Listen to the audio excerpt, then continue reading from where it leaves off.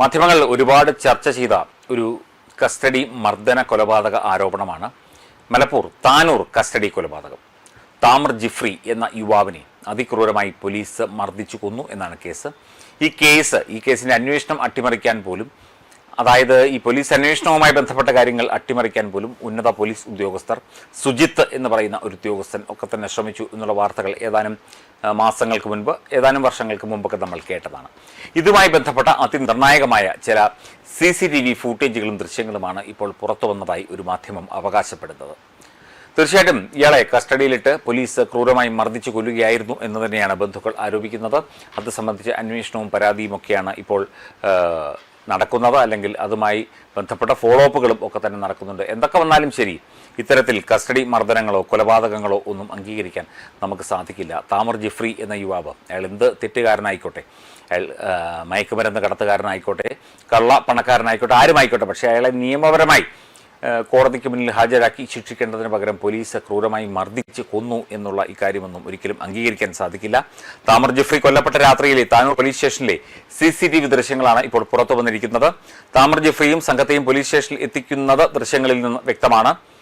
നടന്നുകൊണ്ട് പോലീസ് സ്റ്റേഷനിലേക്ക് കയറി താമർ ജിഫ്രിയെയും സംഘത്തെയും ദൃശ്യങ്ങളിൽ കാണാം. എന്നാൽ അല്പസമയത്തിന് ശേഷം താമർ ജിഫ്രിയെ ചുമന്നുകൊണ്ട് പോലീസ് സ്റ്റേഷനിൽ നിന്ന് ഇറക്കി ജീപ്പിൽ കയറ്റുന്നു. അതായത് ഇടിച്ച് അയാളുടെ ജീവൻ തന്നെ എടുക്കുന്ന രീതിയിലേക്ക് അതിക്രൂരമായ പോലീസ് മർദ്ദനമാണ് ഉണ്ടായത് എന്ന സൂചനയിലേക്കാണ് ഇത് വിരൽ ചൂണ്ടുന്നത്. എന്നാൽ താമർ ജിഫ്രിയെ ജീപ്പിൽ കയറ്റിയിട്ടും ആശുപത്രിയിൽ എത്തിക്കുന്നത് വൈകിപ്പിച്ചതിന്റെ തെളിവും CCTVയിൽ നിന്ന് ലഭിച്ചിട്ടുണ്ട്. ജിഫ്രിയെ കയറ്റിയ ജീപ്പ് 5 മിനിറ്റ് കഴിഞ്ഞാണ് സ്റ്റേഷനിൽ നിന്ന് വിടുന്നത്. പുലർച്ചെ 4:18 താമർ ജിഫ്രിയെ കയറ്റിയ ജീപ്പ് 4:23 സ്റ്റേഷനിൽ നിന്ന് വിടുന്നു. കുടുംബം 3 വർഷമായി നടത്തുന്ന നിയമ പോരാട്ടത്തിന് ഒടുവിലാണ് ഇപ്പോൾ ഈ ദൃശ്യങ്ങൾ ലഭിച്ചിരിക്കുന്നത്. CCTV ദൃശ്യങ്ങൾ കൂടി പുറത്തു വന്നതിന്റെ പശ്ചാത്തലത്തിൽ കേസിൽ പുനരന്വേഷണം നടത്തണം എന്ന് താമർ ജിഫ്രിയുടെ സഹോദരൻ പ്രതികരിച്ചു. പോലീസ് CCTV ദൃശ്യങ്ങൾ തരാതിരുന്നത് ഈ കള്ളത്തരം പിടിക്കും എന്നുറപ്പുള്ളതുകൊണ്ടാണ് എന്ന് അയാൾ പറയുന്നു. സ്റ്റേഷനിൽ വെച്ച് തന്നെ അദ്ദേഹം താമർ ജിഫ്രി കൊല്ലപ്പെട്ടു, പോലീസിന്റെ ക്രൂരമർദ്ദനത്തിൽ കൊല്ലപ്പെട്ടു എന്നാണ് കുടുംബം പറയുന്നത്. സ്റ്റേഷനിലെ ക്യാമറയുള്ള ഒരു ഭാഗത്തും കൊണ്ടുപോകാതെ താമറിനെ ക്യാമറ ഇല്ലാത്ത ഭാഗത്ത് എത്തിച്ചു. 2 മണിക്കൂറോളം പോലീസ് സ്റ്റേഷനിൽ ക്യാമറ ഇല്ലാത്ത ഭാഗത്തായിരുന്നു പോലീസുകാർ ഇത് ഒതുക്കി തീർക്കാൻ ശ്രമിച്ചു. അവർ ഒരുപാട് കാര്യങ്ങൾ പറഞ്ഞ് വിശ്വസിപ്പിക്കാൻ ശ്രമിച്ചിരുന്നു. കേസിൽ ഇനിയും പല കാര്യങ്ങളും പുറത്തു വരാനുണ്ട് എന്നും ബന്ധുക്കൾ പറയുന്നു. ലഹരിക്കേസ്, താമരനെതിരായ ലഹരിക്കേസ് വ്യാജമാണ് എന്ന് CBI നേരത്തെ കണ്ടെത്തിയിരുന്നു. ഡാൻസ് ഓഫ് സംഘം മർദ്ദിച്ചു എന്നും കണ്ടെത്തി. നിയമവിരുദ്ധമായി ഡാൻസ് ഓഫ് സംഘത്തിന് ഒരാളെ കസ്റ്റഡിയിൽ എടുക്കാനുള്ള അധികാരമില്ല. ഈ കുറ്റപത്രം അംഗീകരിക്കാൻ സാധിക്കില്ല എന്നും കുടുംബം പറയുന്നു. 2023 ഓഗസ്റ്റ് മാസമായിരുന്നു MDMA കൈവശം വെച്ചു എന്ന കേസിൽ തിരൂരങ്ങാടി മലപ്പുറം സ്വദേശിയായ താമറിനെ ഉൾപ്പെടെ പോലീസ് അറസ്റ്റ് ചെയ്തത്. ഇയാളെ അതിക്രൂരമായി മർദ്ദിച്ച് കൊലപ്പെടുത്തി എന്നുള്ളതാണ് ഇപ്പോൾ അന്വേഷണം നടക്കുന്ന കേസ്. തീർച്ചയായിട്ടും പോലീസ് തന്നിഷ്ടപ്രകാരം പല സ്റ്റേഷനുകളിലും ചെറുപ്പക്കാരായ പോലീസുകാരും വിദ്യാഭ്യാസമുള്ള പോലീസുകാരും ഒക്കെ ഇതിൽ ഉൾപ്പെട്ടിട്ടുണ്ട്.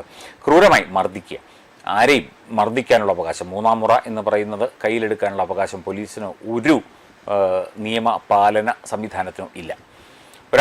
ഒരാളെ ശാരീരികമായി ഉപദ്രവിക്കാൻ, വേദനിപ്പിക്കാൻ, കൊല്ലാൻ ഒന്നുമുള്ള അവകാശമുള്ളവരല്ല നമ്മുടെ നിയമവ്യവസ്ഥയ്ക്ക് കീഴിൽ പണിയെടുക്കുന്നവർ. എന്തായാലും ഈ വിഷയത്തിൽ കൂടുതൽ ദൃശ്യങ്ങളും കാര്യങ്ങളും പുറത്തു വന്ന വിഷയത്തിൽ വലിയ നിയമ പോരാട്ടത്തിലൂടെയാണ് ഈ ദൃശ്യങ്ങൾ ഇവർക്ക് കിട്ടിയത്. കൂടുതൽ അന്വേഷണം അല്ലെങ്കിൽ പുനരന്വേഷണം ഈ വിഷയത്തിൽ നടക്കണം എന്നുള്ളതാണ് കുടുംബം അവകാശപ്പെടുന്നത്. ഒരു ചെറുപ്പക്കാരൻ്റെ ജീവനാണ് നഷ്ടമായത്. അയാളുടെ കയ്യിൽ MDMA ഉണ്ടോ, അല്ലെങ്കിൽ ഹാഷിഷ് ഉണ്ടോ, കൊക്കൈൻ ഉണ്ടോ എന്നത് പിന്നീടുള്ള വിഷയം. പക്ഷേ ഒരാളെ ഇത്ര ക്രൂരമായി തല്ലിക്കൊല്ലുക എന്ന് പറയുന്നത് ഒരു പോലീസ് സംവിധാനത്തിന് ഒരിക്കലും അംഗീകരിക്കാനാവില്ല. ഈ വിഷയത്തിൽ ആഭ്യന്തരമന്ത്രി രമേശ് ചെന്നിത്തല ഉൾപ്പെടെ ഇടപെട്ട് വേണ്ട കാര്യങ്ങളിൽ തീർപ്പുണ്ടാക്കണം എന്ന് തന്നെ കുടുംബം ഇപ്പോൾ ആവശ്യപ്പെടുന്നു.